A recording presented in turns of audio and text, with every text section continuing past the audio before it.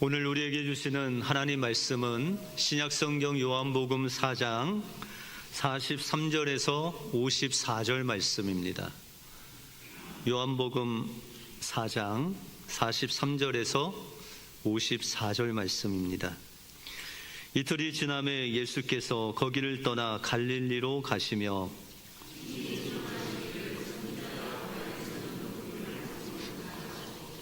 갈릴리에 이르심에 갈릴리인들이 그를 영접하니 이는 자기들도 명절에 갔다가 예수께서 명절 중 예루살렘에서 하신 모든 일을 보았음이더라.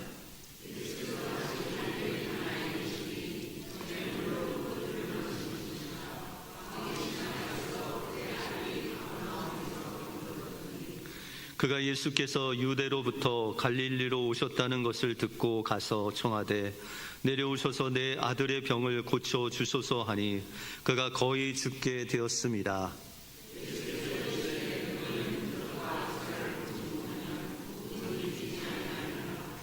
신하가 이르되 주여 내 아이가 죽기 전에 내려오소서.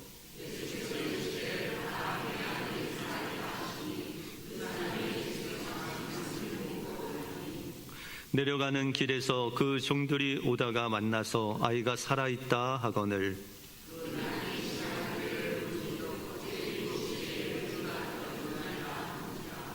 그의 아버지가 예수께서 내 아들이 살아있다 말씀하신 그때인 줄 알고 자기와 그 온 집안이 다 믿으니라. 이것은 예수께서 유대에서 갈릴리로 오신 후에 행하신 두 번째 표적이라. 아멘. 호산나 찬양대 귀한 찬양 감사를 드립니다. 여러분들 마음속에 날마다 할렐루야로 하나님께 영광 돌리시는 우리 은혜교회 모든 성도님들 되시길 바랍니다. 우리 옆 사람들과 이렇게 한번 인사하겠습니다. 기적을 뛰어넘는 믿음을 소유합시다. 그러면 쉬운 인사로 하나님이 당신을 끔찍히 사랑하십니다. 오늘 하나님께서 여러분들 사랑하셔서 은혜 주실 줄 믿습니다. 그 은혜로 승리하시는 여러분들의 삶이 되시길 바랍니다.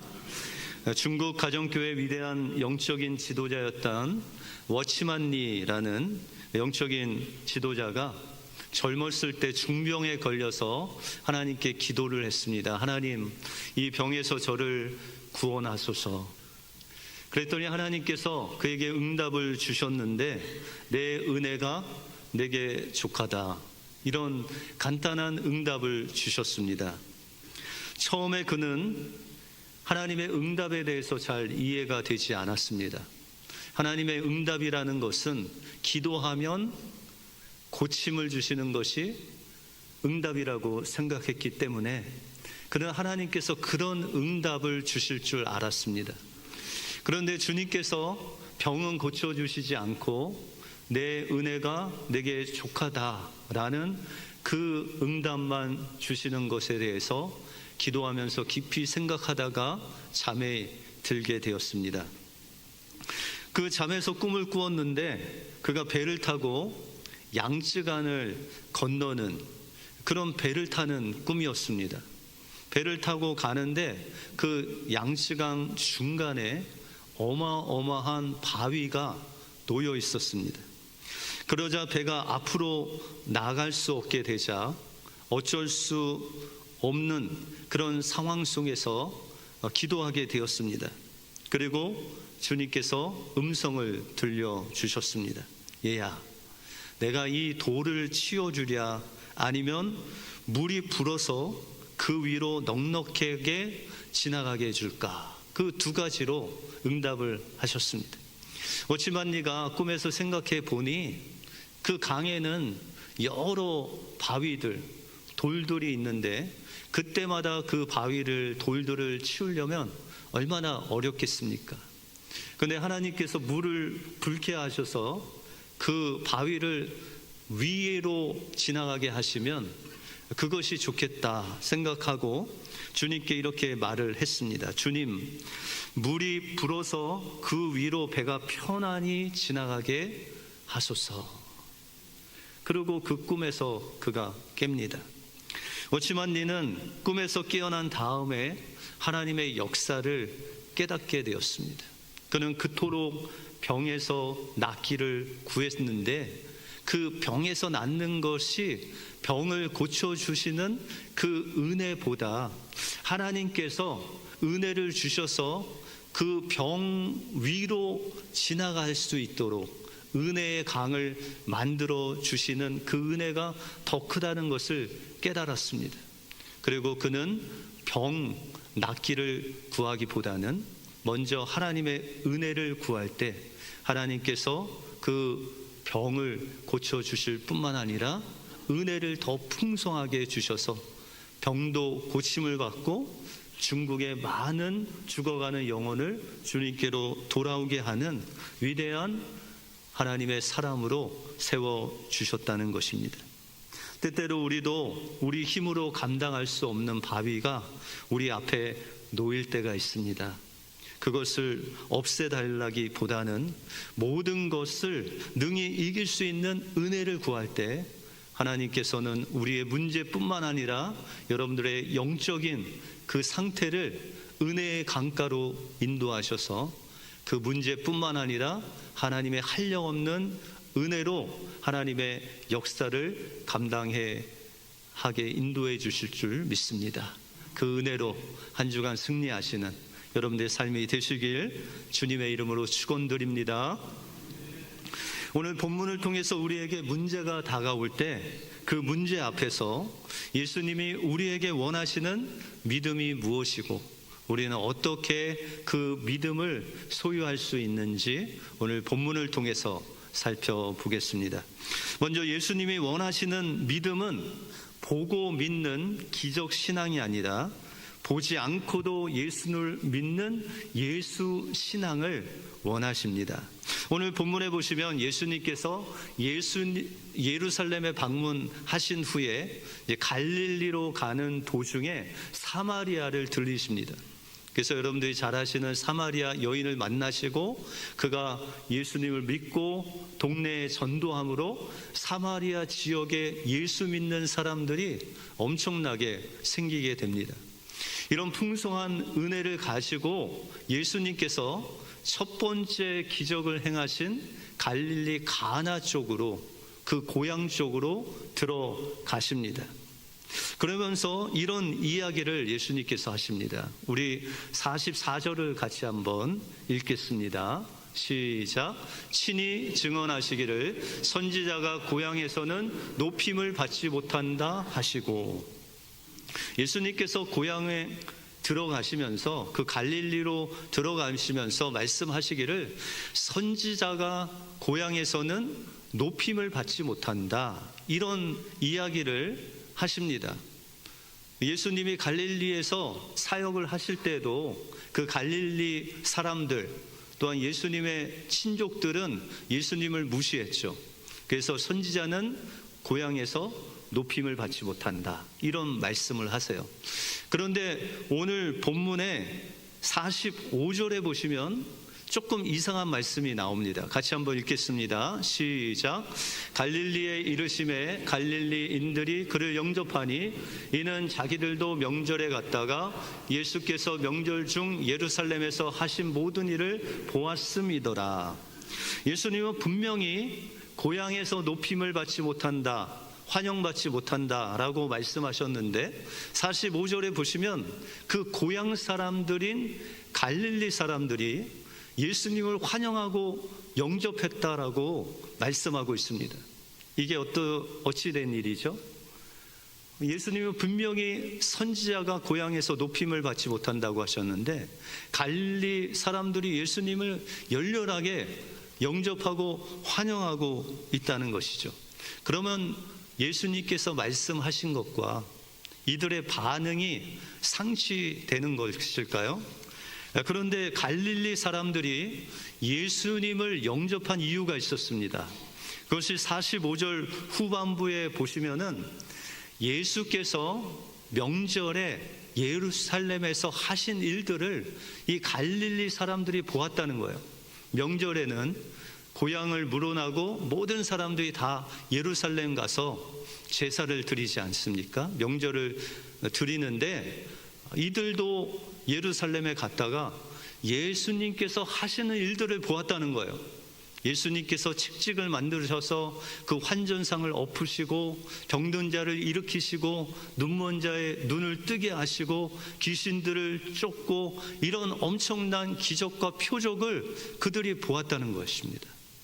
그래서 예전에는 예수님을 잘 믿지 않았는데 예수님이 갈릴리에 오신다고 하시니 그들이 예수님을 통해서 무엇인가를 보기를 원했어요. 그것이 바로 기적과 표적을 예수님을 통해서 보기를 원했다는 것입니다.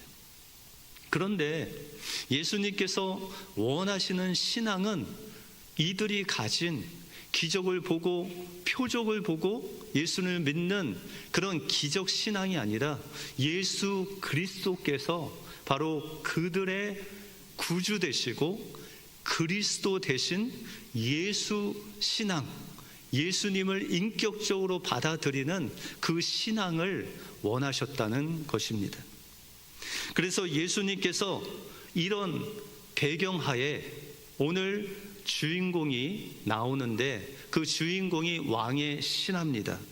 46절을 같이 한번 읽겠습니다. 시작. 예수께서 다시 갈릴리 가나에 이르시니 전에 물로 포도주를 만드신 곳이라. 왕의 신하가 있어 그의 아들이 가버나움에서 병들었더니. 가버나움에 사는 왕의 신하가 오늘 등장합니다. 그가 가버나움에서 가나까지 예수님을 만나려 이틀 동안 걸어서 예수님께 온 것이죠. 왕의 신하에게는 한 아들이 있었는데 오늘 본문에 보시면 이 아들이 열병으로 인해서 열이 너무 높아서 거의 죽게 되었다는 것입니다. 그래서 이 왕의 신하가 아들을 고치기 위해서 친히 예수님이 계신 이 갈릴리 가나까지 오게 되었다는 것이죠. 47절에 보시면 같이 한번 읽어볼까요?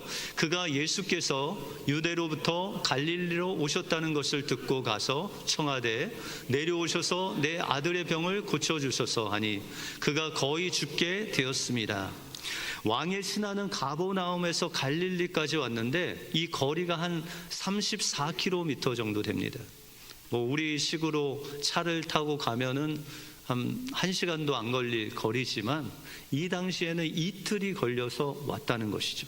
특별히 왕을 보필하는 왕의 신하가 종들을 보내지 않고 친히 예수님께 이 왕의 신하가 이틀 동안 걸어서 왔다는 것이죠. 이 왕의 신하의 마음은 어땠을까요?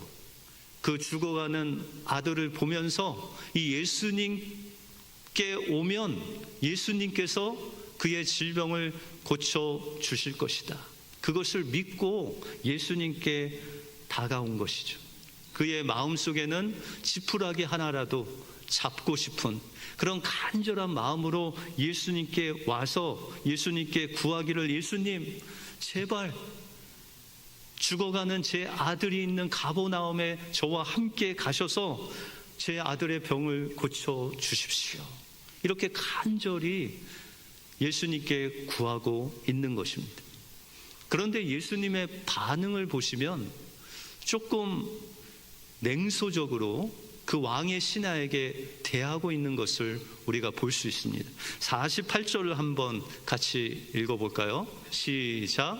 예수께서 이르시되 너희는 표적과 기사를 보지 못하면 도무지 믿지 아니하리라.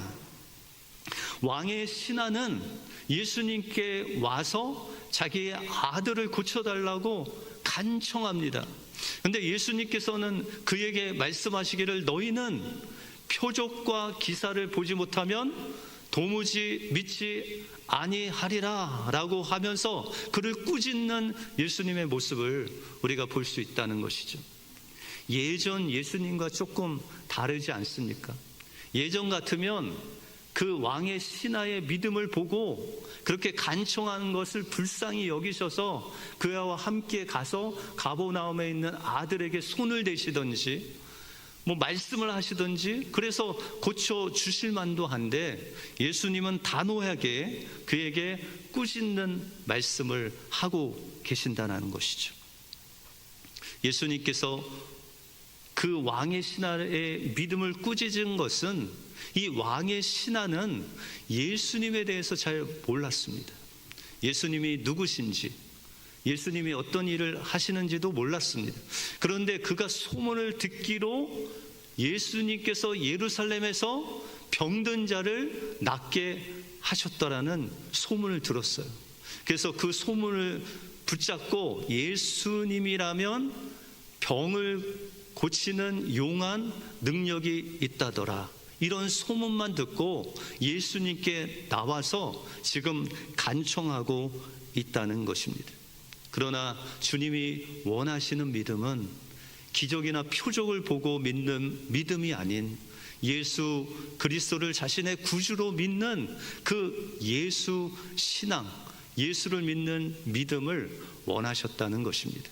5만 번 기도해서 응답받은 조지 물러 목사님을 아시죠? 그 목사님은 고아 아이들을 3,000명 넘게 기르면서 날마다 하나님 앞에 기도할 수밖에 없었습니다. 그래서 때로는 하나님께 기도하는데 이 보일러가 고장나서 겨울에 아이들이 추위에 떨고 있을 때 하나님께 기도하면 그 겨울에 불던 북풍이 멈추고 동남풍이 불어서 날씨를 따뜻하게 해주셔서 하나님께서 그 기적을 통해서 아이들이 보일러를 고치는 그 기간 동안 그들을 보호하시고 지켜주시는 놀라운 기적을 베풀어 주셨습니다. 때로는 이 3,000명이라는 아이들이 먹을 것이 없어서 하나님께 기도하면 길에 가던 트럭, 빵 공장으로 가던 트럭이 멈춰서 그 빵 한 트럭을 주시는 그런 기적도 베풀어 주셨습니다. 그런데 조지 물러 목사님의 그 기도에 매번 하나님께서 기적으로 응답하신 것은 아닙니다. 아무리 기도해도 하나님께서 기도 응답을 주시지 않을 때도 있으셨다는 것이죠. 그때마다 조지 물러 목사님은 말씀을 붙잡고 하나님께 기도했습니다. 하나님께서 말씀하셔야, 응답하셔야 저 아이들을 먹여 살릴 수 있는데 하나님 저에게 말씀을 주시옵소서.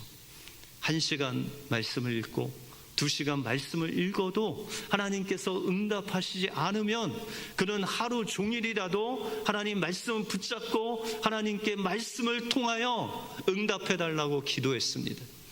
그리고 하나님께서 말씀을 주시면 그제서야 기도를 그치고 하나님께서 응답하실 것을 바라보았습니다.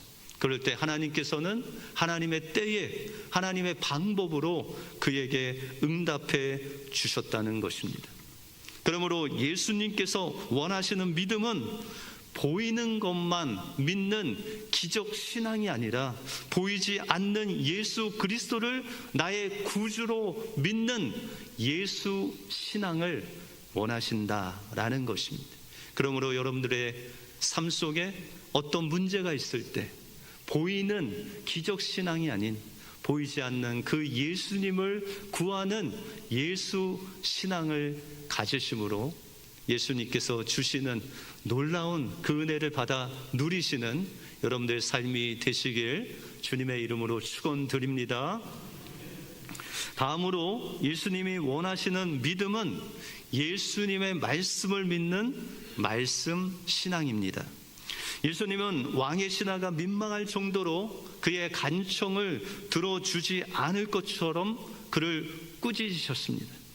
그런데 예수님께서 갑자기 그에게 응답을 해 주십니다. 50절을 같이 읽겠습니다. 시작. 예수께서 이르시되 가라, 내 아들이 살아있다 하시니 그 사람이 예수께서 하신 말씀을 믿고 가더니. 왕의 신하가 원했던 예수님의 응답은 예수님께서 그와 함께 가버나움에 가셔서 자기 아들이 죽게 된 열로 인해서 죽게 된 그에게 손을 얹으시든지 무슨 행위를 통해서 그를 치료하시고 응답하시는 그 예수님의 응답을 원했습니다. 그런데 예수님께서는 아주 간단하게 지금 응답을 하시고 있습니다. 예수님은 단 3마디 말씀을 하십니다. 가라, 내 아들이 살아있다. 만약에 여러분들의 자녀가 그렇게 아파서 고생하는데 예수님께 기도하는데 예수님께서 가라, 내 아이가 살아있다 하시면은 여러분들 어떻게 하시겠습니까? 예수님 감사합니다, 응답해 주심을 감사합니다 하고 가시겠어요? 저 같으면 예수님께 좀 조르겠어요. 예수님 그러지 마시고 저와 함께 좀 아들에게 가셔서 손도 좀 얹으시고 열병도 꾸짖으시고 좀 그래서 낫게 해주시면 안 되겠습니까? 그렇게 졸을 만도 한데 왕의 신하는 오늘 50절 후반부에 보시면 예수님이 하신 말씀을 믿고 가더니라고 그렇게 말씀하고 있습니다. 지금 왕의 신하의 믿음은 표적이나 기적을 보고 믿는 기적신앙이었습니다. 그런데 예수님께서 말씀으로 가라, 내 아이가 살아있다 하시는 그 말씀을 듣는 순간 왕의 신하 마음속에 그 기적신앙에서 하나님의 말씀을 믿는, 예수님의 말씀을 믿는 예수의 신앙이, 그 믿음이 그 마음속에 생겼다는 것입니다. 그래서 이제 예수님의 말씀에 순종함으로 그가 예수님의 말씀을 믿고 가버나움으로 향해서 갔다고 그렇게 말씀하고 있습니다. 우리가 고린도후서 5장 7절에 보시면 이는 우리가 믿음으로 행하고 보는 것으로 행하지 아니함이로다 라고 그렇게 말씀하고 있습니다. 주님께서 주시는 믿음은 보는 것으로 행하는 것이 아니라 보이지 않는 주님의 말씀을 붙잡고 행하는 것이 주님께서 원하시는 말씀 신앙이라고 말씀하고 있습니다. 그래서 하나님께서 우리에게 주시는 믿음에 대해서 정의하시기를 로마서 10장 17절을 같이 한번 읽겠습니다. 시작. 그러므로 믿음은 들음에서 나며 들음은 그리스도의 말씀으로 말미암느니라. 이 믿음은 우리가 무엇을 듣느냐? 우리가 주님께 기도할 때 주님께서 보여주시지 않지만 그럼에도 불구하고 말씀을 통해서 우리에게 말씀하시는 그 말씀을 들을 때 우리 마음속에 예수님이 원하시는 그 믿음이 생긴다고 말씀하고 있습니다. 유명한 신학자 키에르 케고르는 모든 사람이 신앙 구도에서 필요한 것은 신앙의 도약이 필요하다라고 그렇게 말합니다. 주님께서 원하시는 신앙을 갖기 위해서 우리의 신앙에도 도약이 필요하다는 거예요. 처음에 왕의 신하가 가졌던 보이는 것을 믿는 기적 신앙에서 보이지 않는 말씀을 믿는 말씀 신앙으로 도약하기를 주님께서는 원하신다는 것입니다. 여러분들의 자녀가 어렸을 때 자녀가 필요한 것을 구하려면 어떻게 했을까요? 자녀들이 울면 되죠. 그 울면은 필요한 것을 채워줍니다. 그러면 더 큰 것을 원하면은 아이들이 어떻게 해야 돼요? 어떻게 해야 돼요? 더 크게 울면 되잖아요. 그러면은 그 필요를 다 채워줬습니다. 그런데 아이들이 커서 중학교가 되고 또 중학생이 되고 고등학생이 되고 대학생이 되면 여러분들에게 필요한 것이 있으면 부모님에게 와서 울면 되죠. 그러면 여러분들이 자녀가 다 울면은 다 주시죠? 그렇지 않죠. 이제 아이들이 크면은 뭐가 필요해요? 부모님을 설득하는 그 설득이 필요합니다. 다시 말해서 우리도 하나님을 대하는 모습이 바뀌어야 된다는 거예요. 처음에는 하나님께 구하면요 때로는 우리가 생각만 해도 하나님께서 하늘에서 부어주셨어요. 그런데 지금은 아무리 목청 터져 불러도 하나님께서 응답하시지 않을 때가 있어요. 왜요? 예수님의 말씀에 순종하지 않기 때문입니다. 이제는 우리의 신앙이 주님께 떼쓰는 신앙에서 주님의 말씀에 순종하는 말씀의 신앙으로 도약하기를 하나님께서 원하신다는 것입니다. 그 통로가 바로 하나님의 말씀이라는 것입니다. 1800년 말 미국 뉴욕에 청년 목사로 열심히 사역하는 윌리엄 커싱이라는 목사님이 계셨습니다. 그는 아름답고 현명한 아내인 해나라는 사모님을 또 사모님과 결혼을 해서 행복한 가정을 이루었습니다. 결혼 후에 커싱 목사님은 시골 마을을 떠나서 번화한 이 뉴욕 브루클린의 한 교회에서 청빙을 받아서 한 10년 동안 순탄한 목회의 길을 갔습니다. 그런데 그들이 결혼한 지 10주년이 되는 해에 사모님이 병에 걸리게 되었습니다. 그런데 이 병에 걸렸는데 그 병이 무슨 병인지 의사도 알 수가 없었습니다. 그래서 1년, 2년, 3년 지나도 그 병명을 알지 못하고 계속 무기력해지는 그런 병으로 신음신음 죽어가고 있었습니다. 목사님은 그 아내를 위해서 시골 교회를 섬겼던 그 지역에 가서 요양을 하고 또한 사람들이 좋다는 것을 다 먹고 또한 그렇게 치료를 했지만 그 아내의 병은 호전되지 않고 하나님의 품에 안기게 되었습니다. 이런 엄청난 충격을 받은 목사님은 날마다 하나님께 기도하고 나갔지만 그러나 절망 속에서 살아갈 수밖에 없었습니다. 그런데 이 충격 속에서 더 충격인 것은 이 목사님의 목소리가 점점 잃어가는 것입니다. 목소리를 잃어가는 것입니다. 그래서 이 목사님이 하나님께 기도하고 간구했지만 하나님의 응답이 없었습니다. 급기야 그는 목소리가 낫지 않아서 그 감단에서 말씀을 증거할 수가 없었습니다. 아내를 잃고 목소리를 잃고 사역지를 잃고 이제 엄청난 절망감에 목사님이 빠지게 되었습니다. 어느 날 아침에 조용히 하나님의 말씀을 묵상하고 있는데 그 마음속에 간절한 기도가 나왔습니다. 주님, 아직도 제가 주님을 위해 할 일이 있을까요? 주님, 아직도 이런 몸으로 주님을 따르는 목사의 역할을 할 수 있을까요? 간절히 주님께 기도하는데 주님의 음성이 마음 깊은 곳에서부터 들려왔습니다. 커싱, 찬송을 노트에 적으라.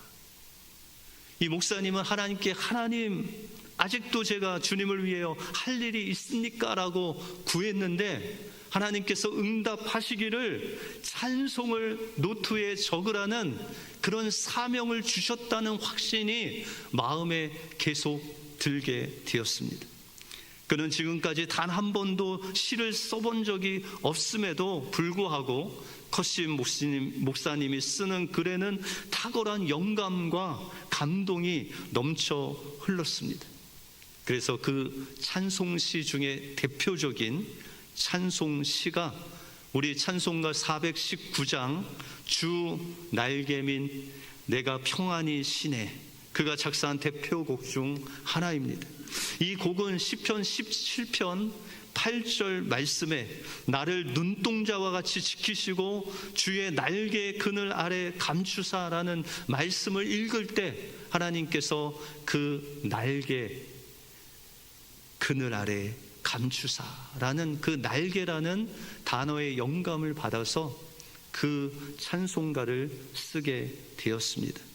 그 후에도 찬송가 545장인 이 눈에 아무 증거 아니 배어도 믿음만을 가지고서 늘 걸으며 이 귀에 아무 소리 아니 들려도 하나님의 약속 위에 서리라, 이런 주옥과 같은 찬송가를 300편이나 짓도록 하나님께서 인도하셨습니다.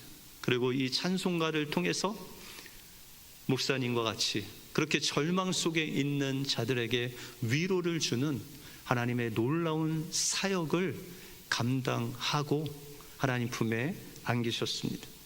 예수님이 원하시는 믿음은 보고 믿는 기적 신앙이 아니라 보지 않고 믿는 예수 신앙입니다. 우리가 처음 예수님을 믿을 때는 기적도 보여주시고 응답도 빨리 주시고 우리의 필요를 채워주시는 주님을 경험했습니다.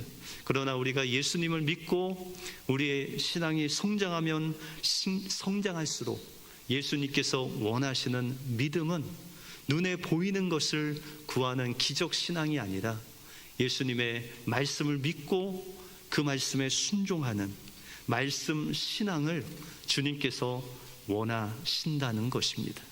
눈에 보이는 바위와 같은 문제를 만날 때 그 바위를 치워달라기보다는 그 문제를 극복할 수 있는 주님의 은혜를 구하고 절망 가운데 하나님이 없는 것 같은 상황 속에서도 하나님의 말씀에 귀 기울여 하나님의 말씀을 구할 때 하나님께서 여러분들을 은혜의 강가로 보내주셔서 문제 너머에 있는 그 놀라운 더 큰 은혜로 여러분들을 인도해 주실 줄 믿습니다. 이번 한 주간도 하나님께서 주신 그 말씀 신앙 붙잡고 주님이 주신 말씀 붙잡고 은혜의 강가로 나가심으로 여러분들 문제뿐만 아니라 여러분들 안에 충만한 은혜가 채워져서 주님과 동행하는 복된 한 주가 되시길 주님의 이름으로 축원드립니다. 기도하겠습니다. 하나님 감사합니다. 오늘 예수님께서 왕의 신하에게 너희가 좀처럼 표적과 기사를 보지 않으면 나를 믿지 않는다라고 말씀하시는 그런 기적 신앙에서 왕의 신하가 하나님의 말씀을 믿고 그가 순종할 때 하나님께서 그에게 더욱더 큰 은혜의 강물을 흘려 보내게 하셔서 그뿐만 아니라 아들을 살릴 뿐만 아니라 그와 그 가족들이 다 예수님을 믿는 그 말씀 신앙을 갖게 하시는 주님의 그 은혜를 보게 해주심을 감사합니다. 우리의 삶 속에서도 때로는 큰 바위를 만났을 때 그 바위를 치우는 것이 아니라 하나님께 더 큰 은혜를 구함으로 그 문제 너머에 주님께서 주시는 은혜의 강을 경험하는 우리 은혜교회 모든 성도들 되게 하여 주시옵소서. 모든 것 주님께 감사드리오며 예수 그리스도 이름으로 기도하옵나이다. 아멘.